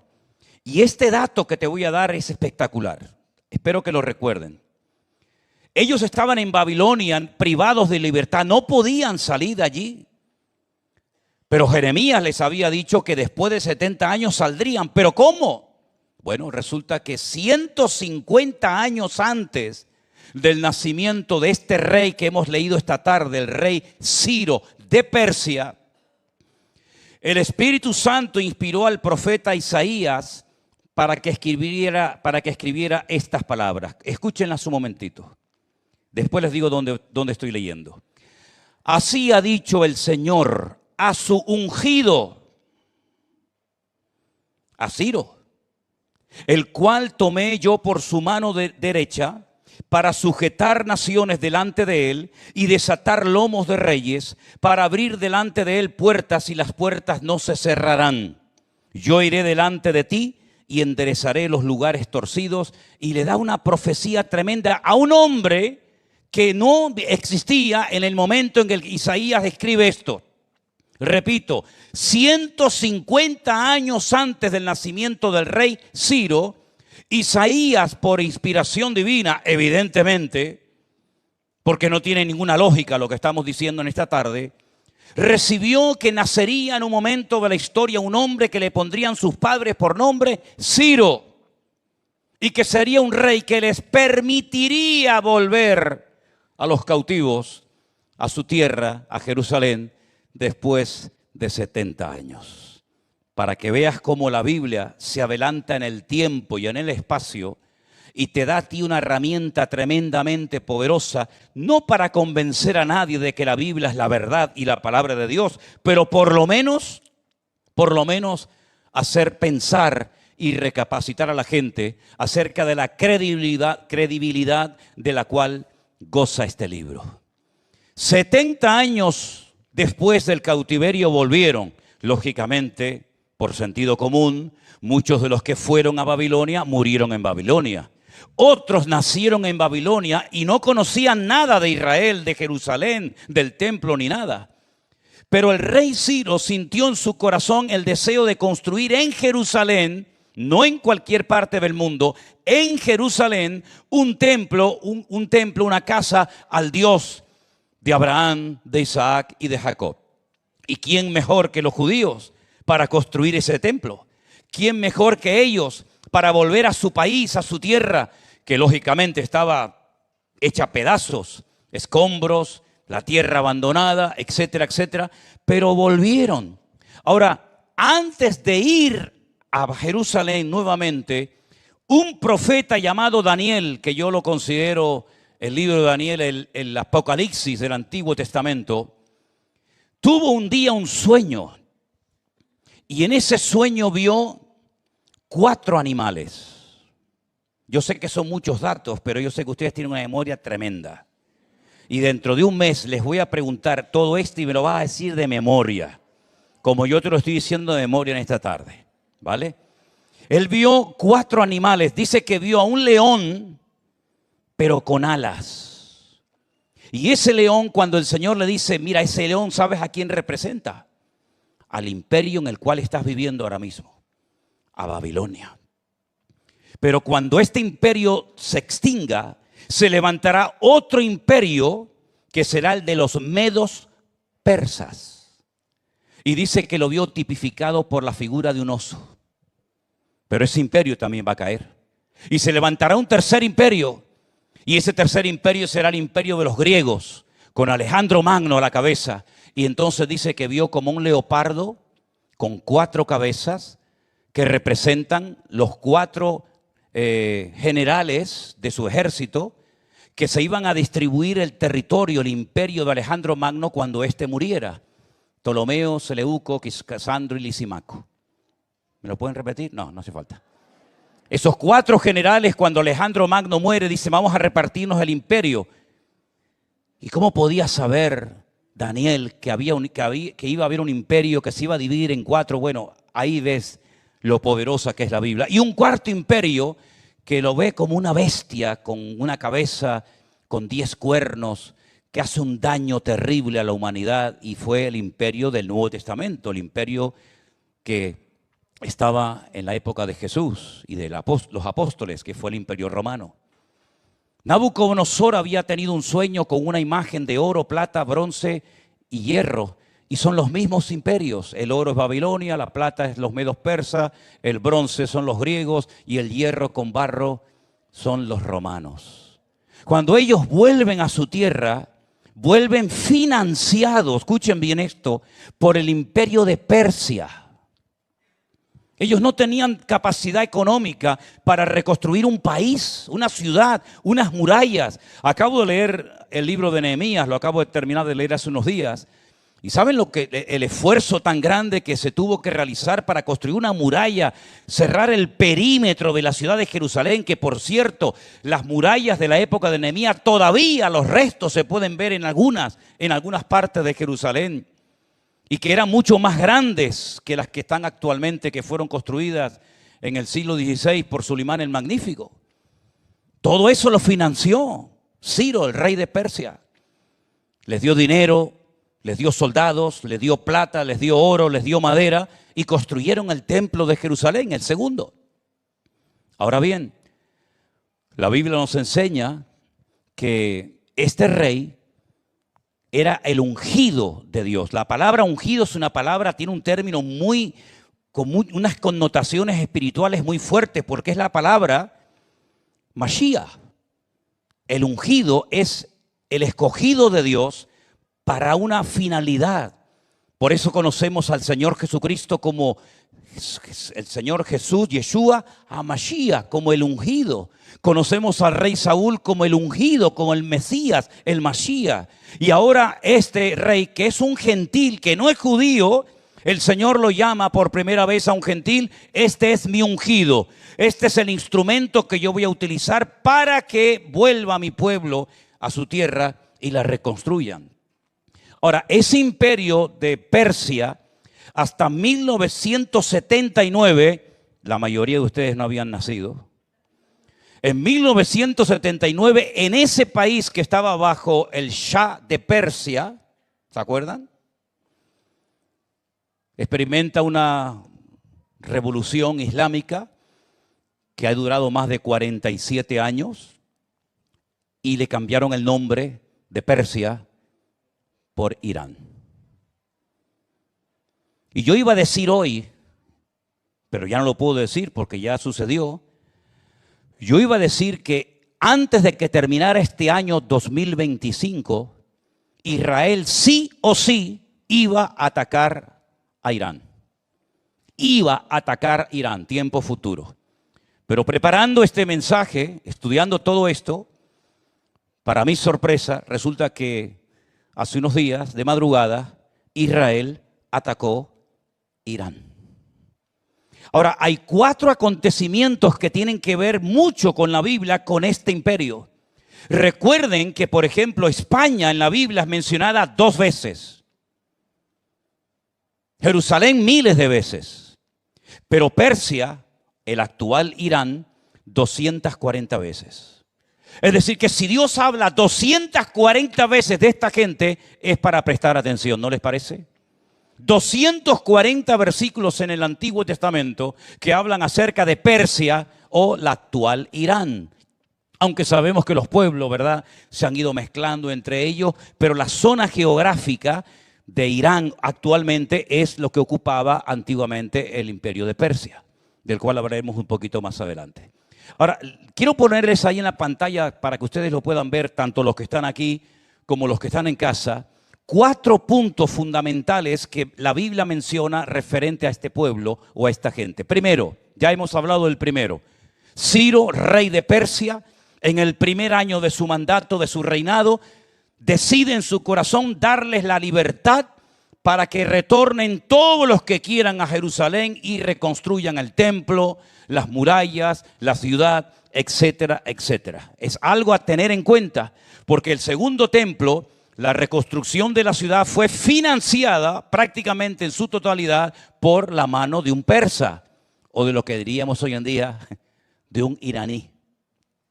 El segundo acontecimiento que tiene que ver ya con el Nuevo Testamento es cuando unos magos, que no son reyes, unos magos, unos astrólogos, unos observadores de las estrellas, de las constelaciones, etcétera, sienten en su corazón ir desde su país, que está casi a 2000 kilómetros de Israel, caminando o en camellos como mucho, para dirigirse a una pequeña población que se llamaba Belén o Betlehem, la casa del pan, donde había nacido el rey de los judíos. Cuando ellos llegan a Jerusalén, donde vivía en aquel momento Herodes, aunque tenía palacios por todo el país, resulta que le dicen al rey en su propia cara: ¿dónde está el rey de los judíos? Porque su estrella hemos visto en el oriente y venimos a adorarle. Segundo acontecimiento que tiene que ver ahora con la figura del Mesías, del Señor Jesucristo, y que son magos que vienen de esa región del mundo, de Persia, la actual Irán. Si seguimos avanzando en las páginas del Nuevo Testamento, encontramos que en el día de Pentecostés, una fiesta que se celebraba 50 días después de la Pascua, es decir, de la muerte del Señor Jesucristo, hay un pequeño remanente de hombres y mujeres en una casa en Jerusalén, que en mi opinión personal no era una casa normal y corriente, sino que probablemente sería el mismísimo templo de Jerusalén, porque hablan del aposento, hablan de la casa alta, y la casa más alta de Jerusalén, sin lugar a dudas, era el templo de Jerusalén que estaba en el monte Moriah. Ellos estaban orando y a las 9 en punto de la mañana pasa algo que nunca había sucedido. Dice que comenzaron a aparecer lenguas repartidas como de fuego que se metían sobre el cuerpo de cada uno de los que estaban allí orando. Y dice que vino un viento recio que soplaba y todos fueron llenos del Espíritu Santo. Y la evidencia de que estaban en ese momento siendo utilizados por el Espíritu Santo o siendo llenos por el Espíritu Santo es que comenzaron a hablar en otras lenguas. Comenzaron a hablar en idiomas que ellos no habían aprendido en la escuela. Eran idiomas desconocidos para ellos, pero conocidos para la gente que estaba en aquel momento en Jerusalén, que probablemente, y no exagero, sería como 1 millón de personas. Y algunos se preguntarán, ¿y de dónde salió tanta gente? ¿De dónde salió ese millón de personas? Porque aquí hay una lista en el Hechos capítulo 2, por si después lo quieren leer, de más de 20 países que están allí con una pequeña representación: partos, medos, elamitas, cretenses, árabes, judíos, prosélitos. Sí, casi de todas las naciones de la tierra, por lo menos cercanas a Jerusalén. Y dice la Biblia que oyéndoles hablar las maravillas de Dios en las lenguas de sus países, se quedan maravillados y dijeron, ¿pero esto qué es? Como este pescador de Galilea que apenas sabe hablar. Hombre sin letras, sin grandes estudios. Le oigo hablar en mi propia lengua y el otro en la misma y el otro y el otro. Y algunos decían, es que están borrachos. Hombre, yo les digo una cosa y perdonen si les ofendo. Si yo tuviera la seguridad de que emborrachándome un día aprendo a hablar 20 idiomas, perdonen, yo me borracho esta noche. Hermano, Manolo, tú te emborrachas esta noche y mañana sabes hablar 20 idiomas diferentes. Venga, empieza a traer garimbas una detrás de otra. Venga, a una detrás de otra. Y mañana predico en 20 idiomas. Pediré perdón por la borrachera del día anterior, pero ahora puedo predicar en 20 idiomas. No estaban borrachos. Pedro oyó el comentario y dice, un momentito, no estamos borrachos, como vosotros suponéis. Es que estamos borrachos, pero del Espíritu de Dios. La presencia del Señor ha venido a nuestras vidas. Y sin yo saber hablar en árabe, sin yo saber hablar en tu idioma, yo te estoy hablando porque Dios me está usando en este momento para darte testimonio de que aquel que ustedes mataron y crucificaron, el Dios el eterno, lo ha levantado, lo ha hecho Señor y Cristo. Y fue algo increíble, una experiencia tremenda. Y allí, en esa lista de los que están allí presentes, representando a sus países que habían venido para presentar sus ofrendas y sus diezmos en Jerusalén, porque era una fiesta que tenían que estar allí, los primeros que se mencionan son, escucha, partos, medos y elamitas. ¿Y estos de dónde son? Los partos, los medos y los elamitas. De la antigua Persia, del actual Irán. Es decir, que son los que financian el templo, son los primeros en adorar al niño, a Jesús en aquel lugar, y son los primeros mencionados en la lista cuando reciben el Espíritu Santo los 120 en el aposento alto, y estos van allí y les oyen, y curiosamente aparecen los iraníes o los persas. Es como si dijeran los andaluces, los madrileños y los catalanes, que todos son españoles todavía, ¿no? Pues allí estaban los partos, los medos y los elamitas. ¿Y estos de dónde son? Estos son de Persia. Allí están. Pero luego hay un cuarto acontecimiento, porque de los 4 de la lista, 3 se han cumplido. El cuarto todavía no. Y lo vamos a leer un momentito en Ezequiel capítulo 38, verso 5. Y tiene que ver con la guerra. Sí, hermanos, con la guerra. La Biblia dice que hay un tiempo para paz y un tiempo para la guerra. Un tiempo para reír y un tiempo para llorar. Un tiempo para nacer y un tiempo para morir. Y estamos en tiempo de guerra. Así de claro. Ezequiel 38 nos habla acerca de la invasión que experimentará Israel en los últimos tiempos. Y tienen todo el capítulo 38, todo el capítulo 39. Las naciones que se van a unir para venir a pelear contra Israel, contra Jerusalén. Y hay una lista de naciones. En el capítulo 38, versículo 1 dice, vino a mí palabra de Dios diciendo, hijo de hombre, pon tu rostro contra Gog, en tierra de Magog. Todo esto tiene una explicación, yo no tengo tiempo para explicar esto ahora, pero dice, este hombre es príncipe soberano de Mesec y Tubal. Profetízale a él y dile, así ha dicho Jehová el Señor. He aquí yo estoy contra ti, oh Gog, príncipe soberano de Mesec y Tubal, te quebrantaré y pondré garfios en tus quijadas y te sacaré a ti y a todo tu ejército, caballos, jinetes y todo equipados, gran multitud de paveses, escudos, teniendo ellos espadas. Y ahora menciona varias naciones, como Persia, Cus y Fut, con ellos. Hay naciones que hasta el día de hoy se llaman igual. Por ejemplo, Egipto nunca ha cambiado el nombre, siempre se ha llamado igual, Egipto. Siria siempre se ha llamado igual. Siria fue antes, ahora y después. Pero Irán, hubo un momento en la historia que se conocía como Persia. Y Persia dice que en los últimos tiempos, en la famosa batalla de Armagedón, apoyará una confederación enorme de países que, viendo que ellos solos no pueden, se van a unir a otros con un fin en común, que es ir a Israel y atacarlos. Y la Biblia dice cuánto durará esa guerra, cuánta gente va a morir, cómo los van a enterrar, qué tipo de armas se van a utilizar, y te estarás preguntando, pero ¿cómo puede la Biblia decir hace miles de años cuántas naciones, cuánta gente, cuánto tiempo se va a estar enterrando cadáveres, cuánto tiempo se va a estar quemando armamento al fuego? ¿Cómo puede decir la Biblia todo eso si no existía esta gente, no existían estas armas? Bueno, ahí te das cuenta de que la Biblia no es un libro normal y corriente, sino es la palabra de Dios. Y Dios, que es el único que conoce el futuro, cuando quiere, lo revela a sus siervos en su palabra, y es lo que estamos haciendo en esta tarde. ¿Cuántos dicen amén? Ahora bien, estamos en este momento, en un momento muy interesante de la historia y muy complicado. Anoche fueron destruidas en la ciudad o cercano a Tel Aviv 61 edificios. Eso nunca había pasado en Israel, nunca, jamás.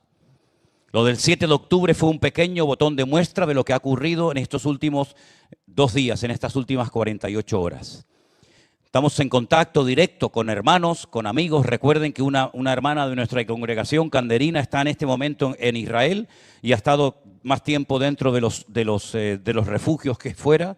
Y esta mañana, muy temprano a la mañana, tengan en cuenta que en Israel ahora mismo son 2 horas más que aquí, me llamaba una hermana que nos sigue por internet, ya es una anciana, tiene más de 90 años. Su marido el año pasado nos dijo que tenía 98 años, por lo tanto ya está más cerca de los 100, o hace 2 años nos lo dijo.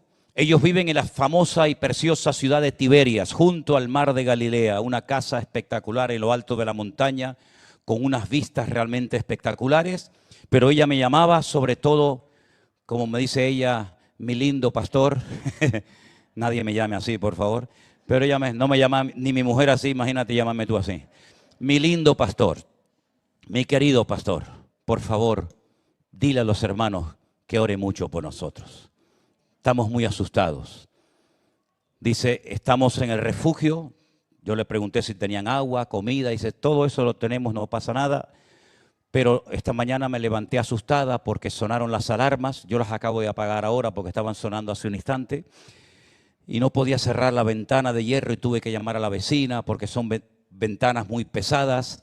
Y ayer hablaba con nuestro hermano Adolfo y Paula, que si Dios lo permite, vamos a ver, estarán con nosotros aquí en el mes de agosto. Y hablaba con nuestro hermano Eliezer y con varios hermanos de Israel. Y hay una situación en este momento muy, muy complicada.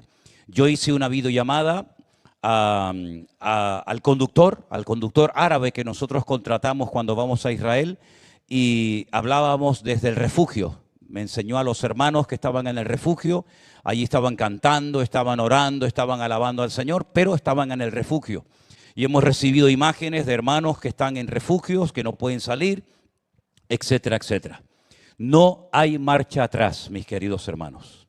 Tengo un dato muy, muy importante que está basado en el capítulo que yo a título personal estoy estudiando, que aún no he compartido nada de eso. Simplemente les voy a pedir, si quieren, que lean por favor en cuanto puedan el capítulo 25 del libro de Levítico.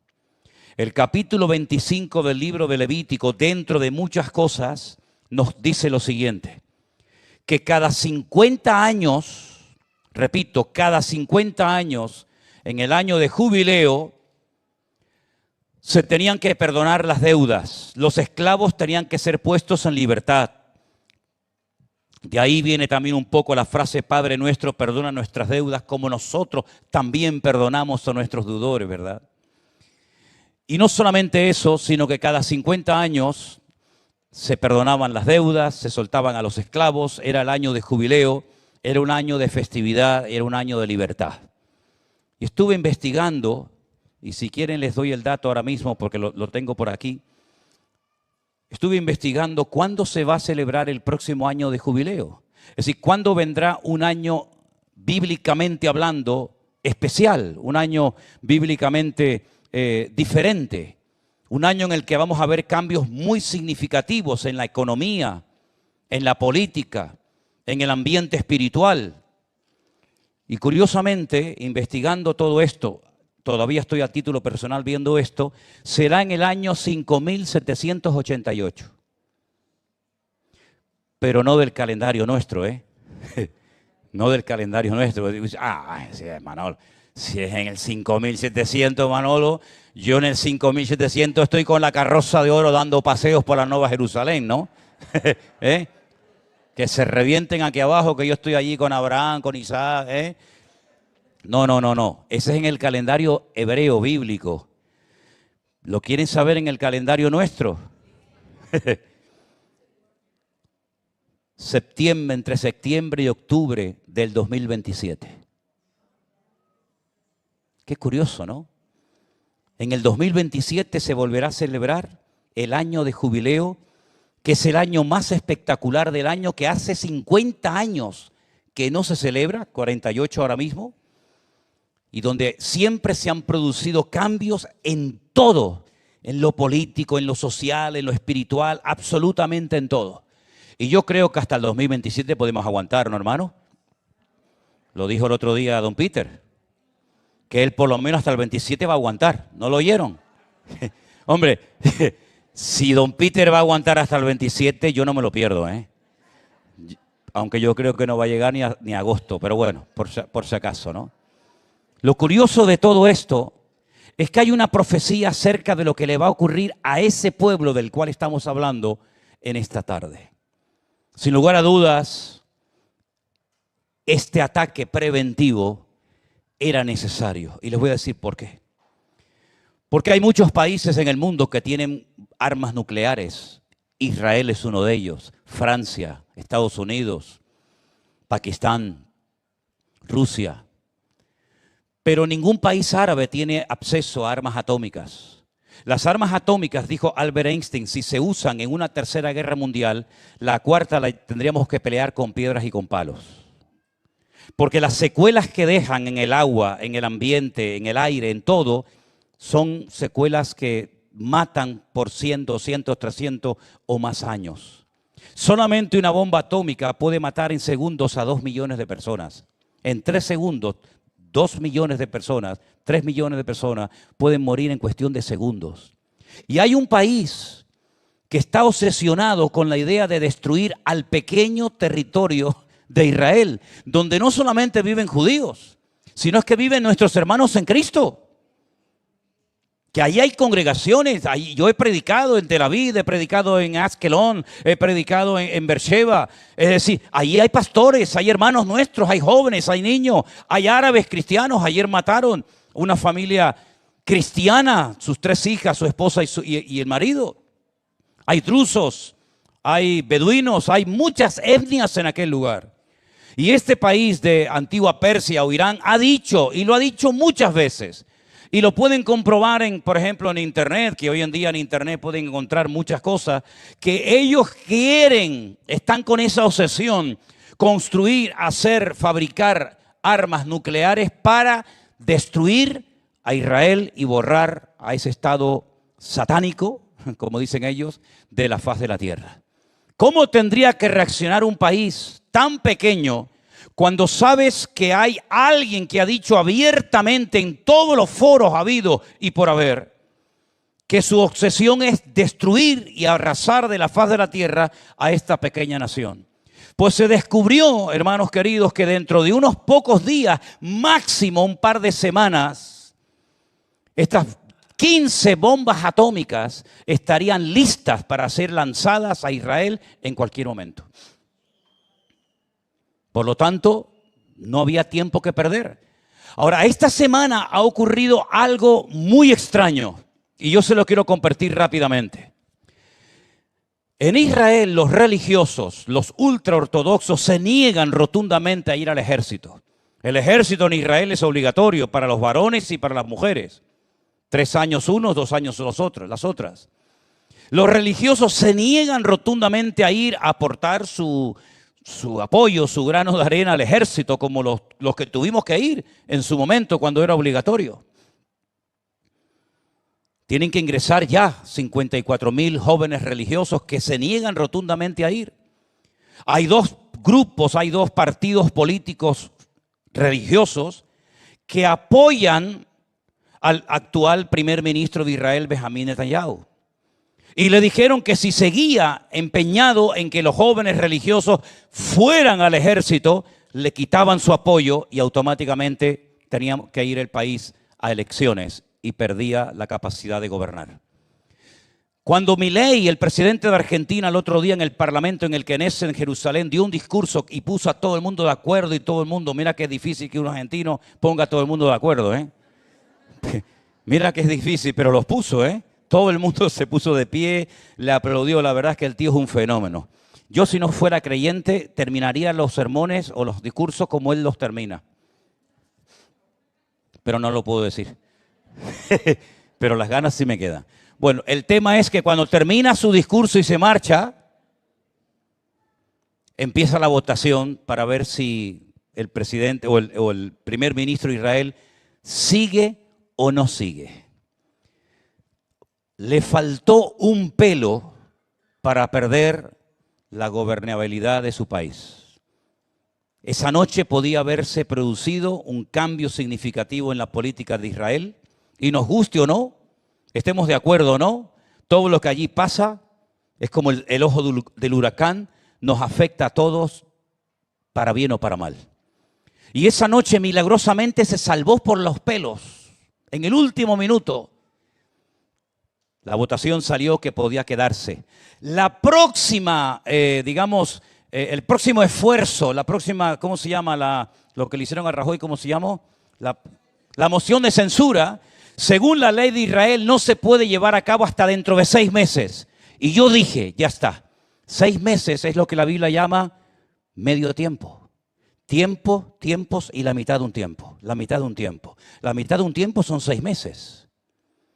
Si la Biblia habla de la mitad de un tiempo, Irán está a punto de construir las 15 bombas atómicas, en menos de 6 meses, Israel tiene que atacar a Irán sí o sí.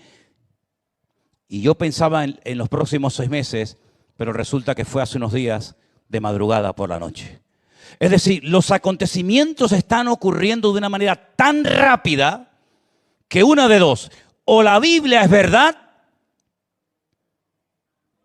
o aquí hay el cuento más grande de la historia y nos lo hemos creído todos. Yo estoy plenamente convencido de que estamos viviendo desde el año 2020, días de la pandemia, los tiempos más interesantes de la historia del pueblo de Dios. Las cosas que han ocurrido en estos últimos años han sido tan drásticas, han sido tan brutales y tan rápidas que estamos hablando hoy de una cosa y probablemente mañana estaremos hablando de otra. Los acontecimientos están llevando a cabo con una velocidad tan pasmosa que uno dice, Señor, ¿hay algún texto, hay alguna promesa, hay alguna palabra que nos venga como anillo al dedo a nosotros los cristianos hoy en día? Claro que lo hay, mi querido hermano. Por supuesto que lo hay. Y yo quiero compartir con ustedes este versículo que se encuentra en el último libro de la Biblia, el libro del Apocalipsis. Y es un mensaje que el Señor le dio a una iglesia. Y nosotros como iglesia, como pueblo de Dios, nos sentimos 100% identificados con esta palabra que hoy vamos a compartir. Y dice así, Apocalipsis capítulo 3, mensaje del Señor a la iglesia de Filadelfia, versículo 8. Yo conozco tus obras. Ahora hazte a la idea de que el Señor te está hablando a ti personalmente. ¿Vale? Aunque estamos en el culto, estamos en la iglesia, ahora Dios me está hablando a mí directamente y me dice, yo conozco lo que estás haciendo. Es decir, tus obras, tus actuaciones, yo las conozco.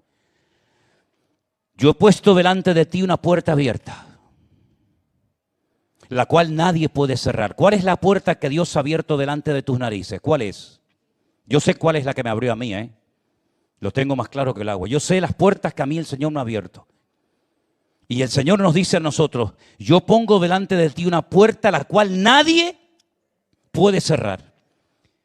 Y aquí me siento 100% identificado con lo que a continuación voy a leer, si lo quieren leer conmigo. Porque aunque tienes poca fuerza, has guardado mi palabra y no has negado mi nombre. ¿Cuántos dicen amén? Tremendo. Fuertes aplausos al Señor. Aleluya. Gloria a Dios. Aunque tienes poca fuerza, bueno, algo tengo, ¿no? Pues dice poca, pero bueno, algo tengo. Mejor que nada. Has guardado mi palabra, y a eso sí que puedo decir un fuerte amén yo, ¿eh?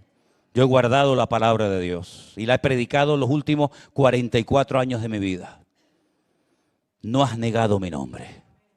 Bueno, pues a esa gente, como tú y como yo, que nos sentimos 100% identificados con cada palabra del versículo 8, ahora nos da el Señor la promesa, y es la del versículo 10. Es impresionante. Por favor, pido que todos la lean conmigo. Y dice así: por cuanto has guardado la palabra de mi paciencia, yo también te guardaré de la hora de la prueba que ha de venir sobre el mundo entero, para probar a los que moran sobre la tierra. Bendito sea Dios. Esa es la promesa que hoy el Señor nos da. Aleluya. Primero nos dice, el resultado, la consecuencia de haber guardado es cumplir, poner en práctica, obedecer mi palabra.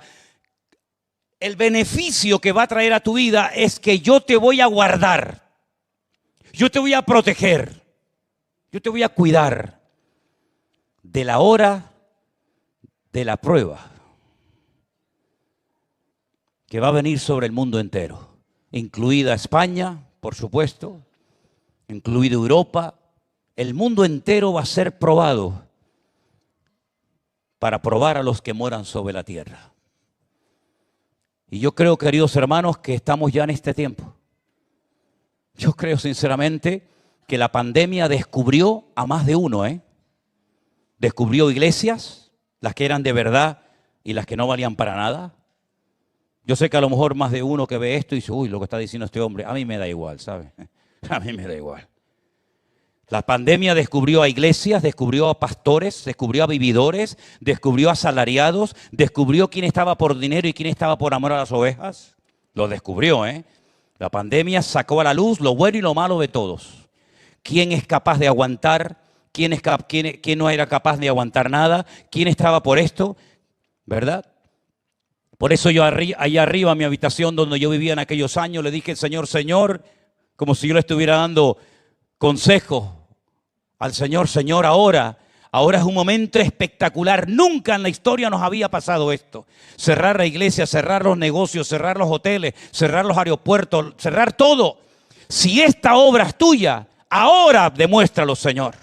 Y Dios lo demostró con creces. De tal manera que cuando muchos de ustedes volvieron después del confinamiento, entraron a la iglesia y ni la conocían. De todos los cambios internos y externos que se produjeron. Y esa onda expansiva, esa bendición que nos cayó en el 2020, todavía sigue actuando. Y una vez al mes, por lo menos ustedes pueden ver en estas pantallas cientos y cientos de hombres y mujeres, por no decir de miles, que han sido tocados y ganados por la palabra de Dios en muchas partes del mundo.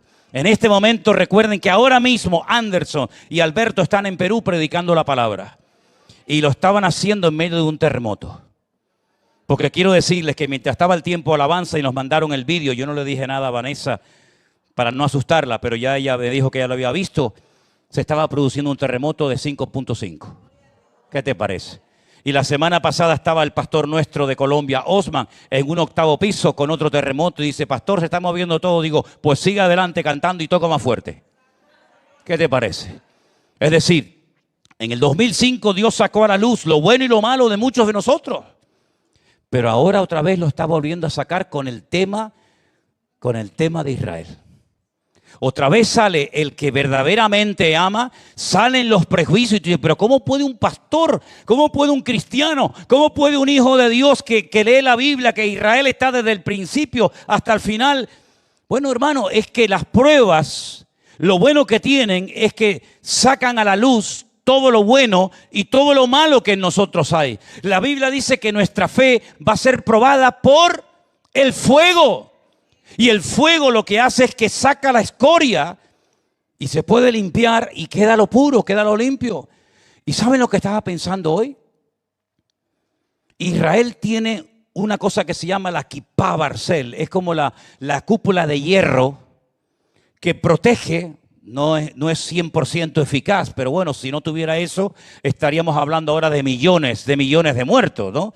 Pero bueno, entran los misiles, se intersectan, algunos lamentablemente caen, otros no caen, y bueno, y esa cúpula de hierro ha protegido a millones de personas, creyentes, no creyentes, y todos los que viven allí. Pero estaba pensando, cúpula de hierro. ¿Ustedes se acuerdan de las tablas que estudiábamos, los símbolos químicos?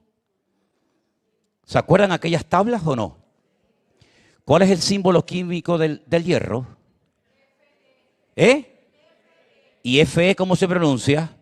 Fe. La fe es la que ha vencido al mundo, y la fe en Jesucristo y en su palabra es la que nos va a salvar de la hora de prueba que viene sobre todas las naciones de la tierra. Nuestra fe nos va a salvar en el nombre de Jesús. Fuertes aplausos al Señor. ¡Aleluya! ¡Y a su nombre! ¡Y a su nombre! ¡Gloria a Dios! ¡Gloria a Dios! Caerán a tu lado 1000 y 10,000 a tu diestra, mas a ti no llegará. Y si nos llega, para mí el vivir es Cristo. Así que ya sea que muramos o vivamos, somos del Señor. Hemos entrado en una cuenta regresiva que ya no hay marcha atrás. Israel, lo he dicho en varias ocasiones y no creo que esté muy equivocado, no va a volver a ser nunca más lo que fue cuando comenzamos a ir hace 20 y tantos años a ese país. Todo ha cambiado. El Medio Oriente ha cambiado, la política, la economía, la reacción de los estudiantes en las universidades, todo ha cambiado. El mundo se ha vuelto loco.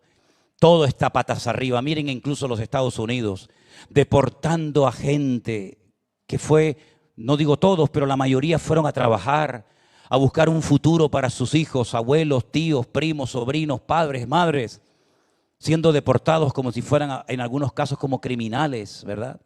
Separando familias, rompiendo corazones, ilusiones de gente que se jugó la vida para poder llegar a ese lugar, ¿verdad?